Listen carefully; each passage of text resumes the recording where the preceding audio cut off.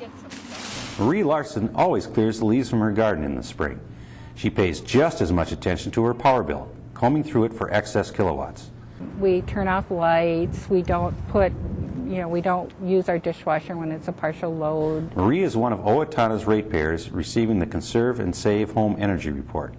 It shows how their monthly energy use compares to the same month last year, as well as the usage of 100 of their neighbors who have the same sized home. It's something that the scientists call social norms.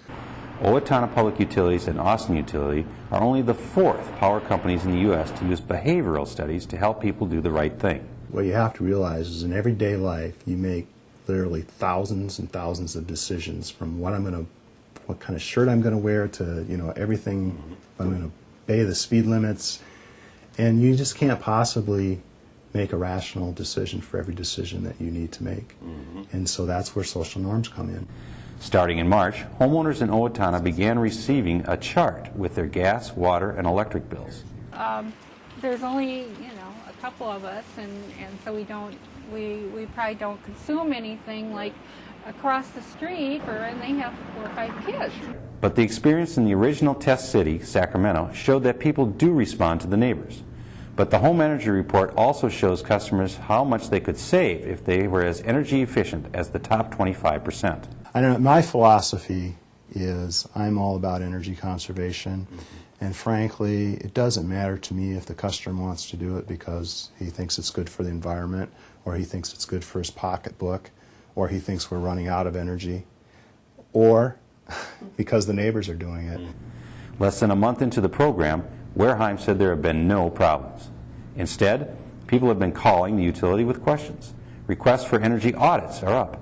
So are requests for Watts Up meters, devices that show how much energy a person's appliances use. The gentleman said, well, now how can I be down here at 95 in this month, and then all of a sudden I'm at 25 the next month? Well, we found out that his water heater was almost 30 years old. They called upon utility companies to produce 25% of their energy from renewable sources. Management at Owatonna Utilities started looking for new ways to get people to be more energy efficient after the Minnesota legislature passed a law in 2007.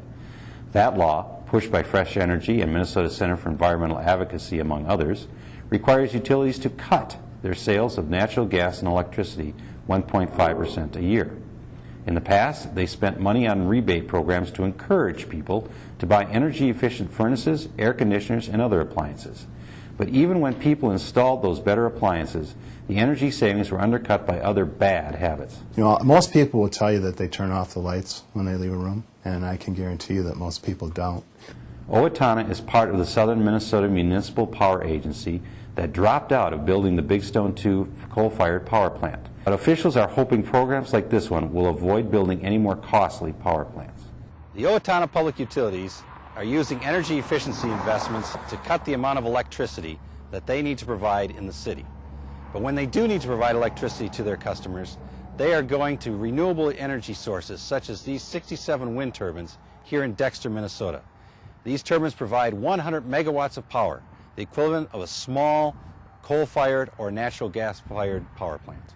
The Owatonna and Austin project is intended to be a 2-year pilot project. So that would be a success to me, that we show that it works, that we make our energy savings goal, and that the state says this is a program that every utility in the state should be doing.